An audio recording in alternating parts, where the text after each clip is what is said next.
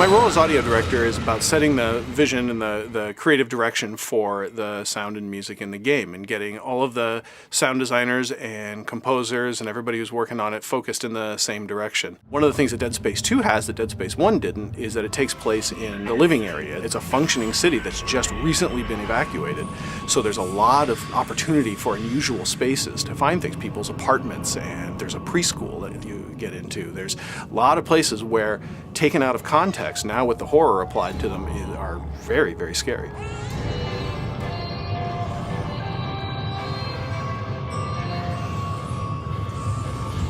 There's a great sound in the game that appears really only briefly in one location, but I think it really says a lot about the game. You're in the inner workings of this big sprawl space station, and you come to the area where they're filtering the air, and it's done with these huge bags that are billowing in and out. And we needed a sound for this, and we really wanted it to sound sick. This infection is taking over the area. So one of the sound designers happened to have a really bad cold, so we locked him in a room and recorded him for a couple of hours just wheezing into a microphone, and then layered all of that up, added some mechanical sounds to it, and that's the sound of the sprawl breathing bag getting sicker and sicker.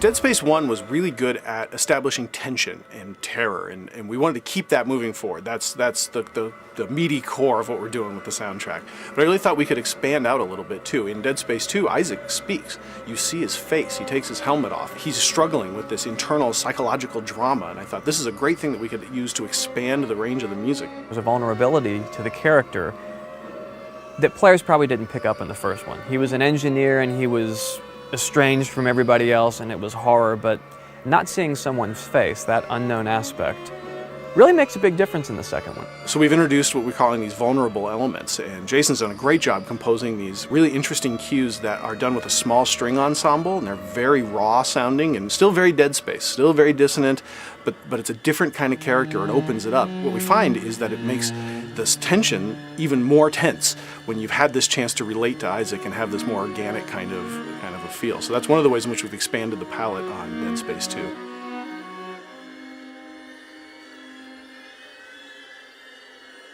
It's funny because Dead Space, the game you play it, the score is this really dark experience, especially even if you listen to it in the soundtrack, especially if you play it in the game. But the sessions are actually a lot of fun. We did a number of recording sessions at Skywalker Sound. Great musicians, different configurations of the orchestra in the studio at different times so we could capture the different layers of the music. The instrumentation tends to be fairly standard, actually, for an orchestral setup. We added extra bass trombones and contrabass trombones and things that really provide unusual textures. We asked the players oftentimes to play out at the absolute extremes of their instruments. Play the lowest note you can possibly play and play it as loud as you can possibly play it.